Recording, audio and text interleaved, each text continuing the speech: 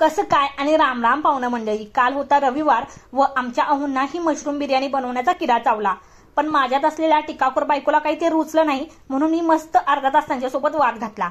आता मशरूम बिर्याणी म्हणायची, मशरूम पुलाव म्हणायचा का व्हेज पुलाव म्हणायचा तुम्हीच ठरवा आणि कॉमेंटमध्ये सुद्धा सांगा. रेसिपीकडे वळूयात. Let start. 2 लिटर पाणी उकळून घेऊन 2 चमचे मीठ, 1 चमचा तूप टाकून अर्धा किलो तांदूळ 80% दराने शिजवायला ठेवायचे. अर्धा चमचा विनेगर टाकल्यास तांदूळ चांगले टवटवीत खुलून येतील. ही एक ट्रिक आहे बरं का, नक्की ट्राय करून बघा. त्यानंतर एका कुकरमध्ये 3 चमचे तेल टाकून 12 गावच्या उभ्या असलेल्या मसाल्यांना आडवं करायचं. एक उभा चिरलेला कांदा, मिरच्या तिखट नाहीत म्हणून टाकल्यात. तुमच्या जर तिखट असतील तर एवढ्या टाकू नका, नाहीतर धुराने जाळ संगाटच निघायचा. त्यानंतर गाजर, अद्रक लसूण पेस्ट टाकून परतवायचं. हिरवे वटाणे, टोमॅटो टाकून पुन्हा एकदा शिजवून घ्यायचं. आता तुम्ही सांगा, ह्याला व्हेज पुलाव म्हणता येईल का नाही. त्यानंतर पावडर मसाले टाकून फायनली मशरूम पुलावच्या नावाला जस्टिस द्यायचा. त्यामध्ये मशरूम टाकून घ्यायचं. अर्धी वाटी दही फेटून घेऊन त्यानंतर त्यामध्ये छान तेल सुटेपर्यंत भाजून घ्यायचं.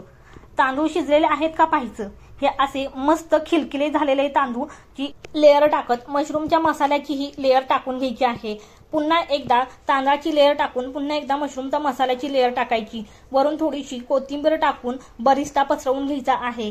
त्यानंतर त्यामध्ये केशरचं दूध पसरवून घ्यायचं. 1 चमचा तुपाची धार सोडून 15 मिनिटांसाठी कुकरला दम द्यायचा आहे. मस्त असा 15 मिनिटांनंतर तुमची बिर्याणी / पुलाव तयार होईल आणि तुम्हीच पसरवलेल्या रायत्यासोबत गपगुमान खाऊन घ्या. आवडले असेल तर नक्की लाईक, शेअर, कमेंट करायला विसरू नका.